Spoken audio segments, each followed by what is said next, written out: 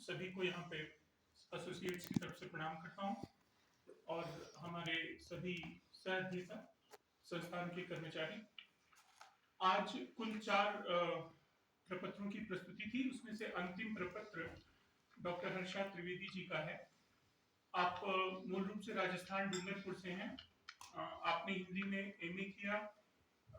जय प्रकाश सिन्हा के नाटकों पे आपकी पीएचडी है।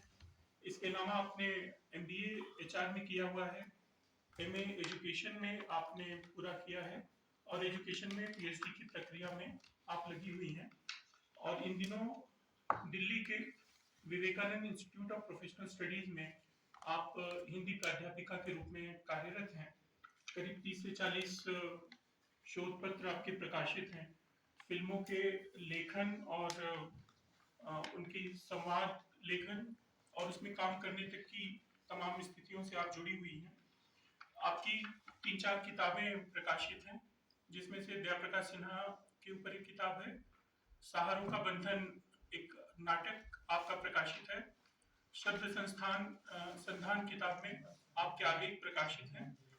इसके अलावा आपकी बड़ी उपलब्धि वर्ष 2019 में आपने यूएनओ में जिनेवा में भारत का प्रतिनिधित्व किया और वहां पे अपना शोध पत्र पढ़ा। तो हर्षा जी आज जिस विषय पे अपना प्रपत्र प्रस्तुत करेंगी वो है राजस्थानी लोक नृत्य परंपरा को सिंचित करती वंचित कालबेलिया जनजाति। तो मैं आमंत्रित करता हूँ डॉक्टर हर्षा त्रिवेदी को कि वे आए और आज का अपना प्रपत्र प्रस्तुत करें।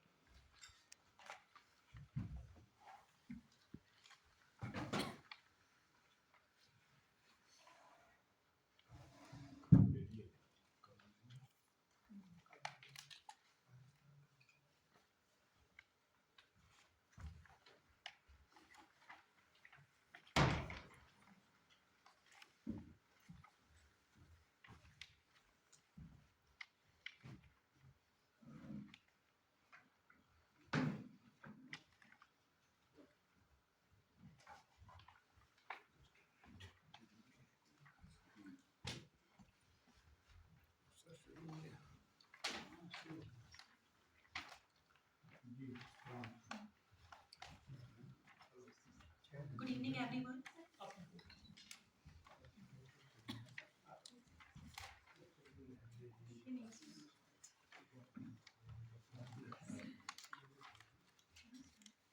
Yes, good evening, everyone.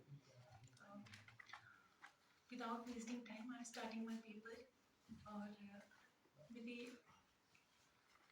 मेरा टॉपिक है राजस्थानी लोक नृत्य परंपरा को संचित करती वंचित कालबेलिया जनजाति। और इस विषय के चयन के पीछे जो एक मूल कारण ये भी था कि मैं राजस्थान के जिस क्षेत्र से आती हूँ, डूंगरपुर से, गुजरात की और राजस्थान के बॉर्डर पे डूंगरपुर डिस्ट्रिक्ट, वहाँ से हैं। मैं मूल रूप से हूँ और 2010 से मैं उदयपुर में निवासरत हूँ। तो ये जो बेल्ट है डूंगरपुर, एक ट्राइबल बेल्ट है। डूंगरपुर बांसवाड़ा उदयपुर जनजाति बहुल क्षेत्र है। और उदयपुर में भी उदयपुर बांसवाड़ा जो राजस्थान का दक्षिणी भाग है वो जनजाति बहुल आबादी वाला क्षेत्र है। तो चूंकि मैं वहाँ से हूँ तो एक स्वाभाविक सा एक जिज्ञासा रही मेरी कि इस बार मैं हिंदी का कोई विषय न लेकर किसी जनजाति पे काम करूँ। और चूंकि कालबेलिया जनजाति को लेने के पीछे एक कारण ये भी था कि राजस्थान की जो 6 प्रमुख जनजातियां हैं, जिसमें भील, मीणा, गरासिया, डामोर, कथौड़ी और सहरिया हैं, उसमें कहीं भी कालबेलिया या बंजारा जनजाति को स्थान नहीं दिया गया है, क्योंकि ये जो जनजाति है वो कहीं स्थानीय रूप से कहीं स्थायी निवास नहीं करती। एक नोमैडिक सोसाइटी है, कम्युनिटी है, एक स्थान से दूसरे स्थान पर इनका निवास रहता है और बहुत कम क्षेत्रफल में ये लोग हैं। तो इस वजह से ये मुख्य धारा से थोड़े से पिछड़े हुए माने जाते हैं। तो मेरी जिज्ञासा थी कि मैं इस विषय पर काम करूँ। काफ़ी समय से मैं इस पे काम कर रही हूँ। अब तक का जो मेरा है, मैं पेपर स्टार्ट करूँगी।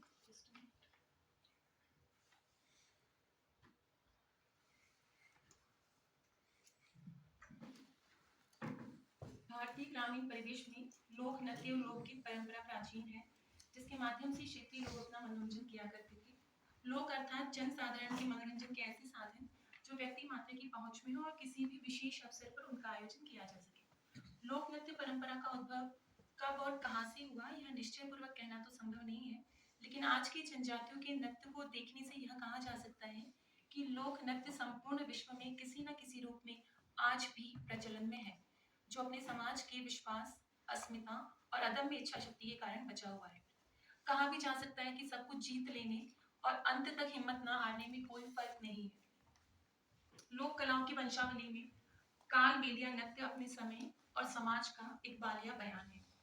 जब हम लोक नृत्य परंपरा की बात करते हैं, तो लोक नृत्य को हम नृत्य परंपरा जो है उसको हम दो भागों में विभाजित कर सकते हैं, लोक नृत्य और शास्त्रीय नृत्य। लोक नृत्य जो स्वयं के मनोरंजन के लिए स्वांत सुखाए किसी क्षेत्र विशेष या समुदाय विशेष द्वारा किया जाता है, और जो शास्त्रीय नृत्य की बात करते हैं तो जिसमें कला की जटिलता है और सूक्ष्मता का समावेश हो और मनोरंजन के साथ साथ व्यवसायिक तौर पर भी जो प्रचलन में हो। और कई क्षेत्रीय और जातीय नृत्य ऐसे भी